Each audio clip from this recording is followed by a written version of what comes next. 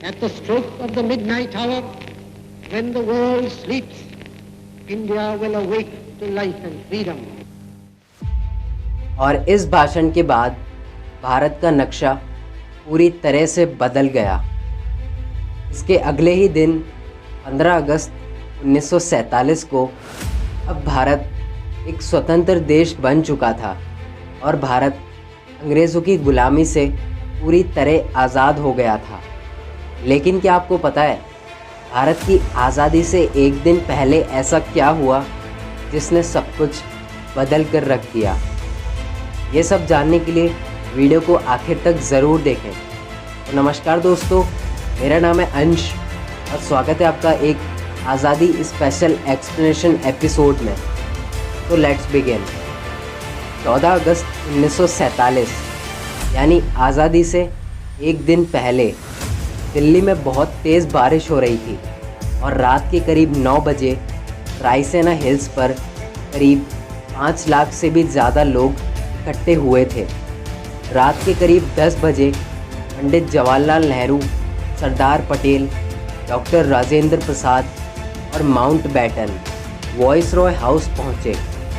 रात के 12 बजे से पहले पंडित जवाहरलाल नेहरू को अपनी स्पीच ख़त्म करनी थी।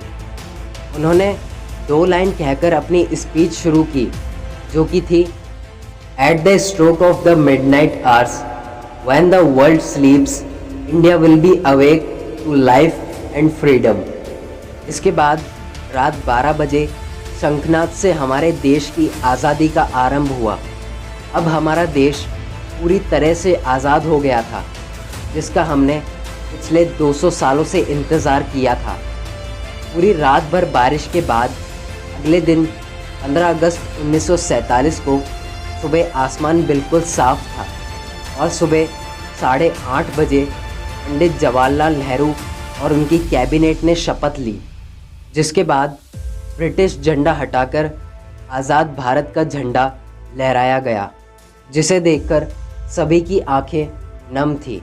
लेकिन इन खुशियों के साथ उतना ही गम था, क्योंकि भारत ने अपना 3,46,737 किलोमीटर का एरिया और करीब 8 करोड़ 15 लाख लोगों को खो दिया था। क्योंकि 14 अगस्त 1947 की रात भारत का बंटवारा होकर एक दूसरे नए देश का निर्माण हो गया था, जिस वजह से कई सारे दंगे हुए और ये सारा खेल अंग्रेज़ों का था, जिसने डिवाइड एंड रूल का खेल पहले से ही खेल रखा था, जहाँ पर उन्होंने हिंदुस्तान में ही हिंदुओं और मुस्लिमों के बीच टकरार डालना शुरू कर दिया था और अंग्रेज़ों ने हमें जाति के आधार पर बांटना शुरू कर दिया था, जिसके बाद हम आपस में ही लड़ने लगे। हिंदुस्तान के बंटवारे की एक यह भी वजह थी कि मोहम्मद अली जिन्ना देश के पहले प्रधानमंत्री बनना चाहते थे, लेकिन पंडित जवाहरलाल नेहरू को पीएम बनने का वादा महात्मा गांधी पहले ही कर चुके थे, जिस वजह से मोहम्मद अली जिन्ना ने अपना अलग देश मांगा और इस वजह से भी देश का बंटवारा करना पड़ा। भारत के बंटवारे की बात बहुत पहले से ही चल रही थी और इसी वजह से अंग्रेज़ों ने माउंटबेटन को भारत का आखिरी वॉइसरॉय बनाया था, ताकि इसके बाद भारत को आज़ाद देश घोषित कर दिया जाए। लेकिन भारत के हिंदू और मुसलमान आपस में ही लड़ने को उतारू थे और यही अंग्रेज़ चाहते भी थे, क्योंकि ये लड़ाई की चिंगारी उन्होंने ही लगाई थी, जो कि आग बनकर अब तक हमारे अंदर चल रही है।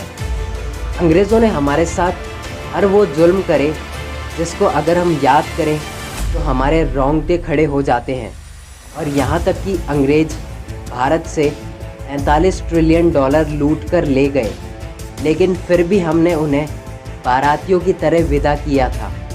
जहाँ 1500 ब्रिटिश सैनिकों की पहली टीम 17 अगस्त 1947 के दिन अपने देश रवाना हुई, वहीं उनकी आखिरी टीम 27 अगस्त 1948 को रवाना हुई। और जब ब्रिटिशर्स की आखिरी सैनिक टीम हमारा देश छोड़कर जा रही थी तो उन्हें बैंड बाजों के साथ विदा किया गया था।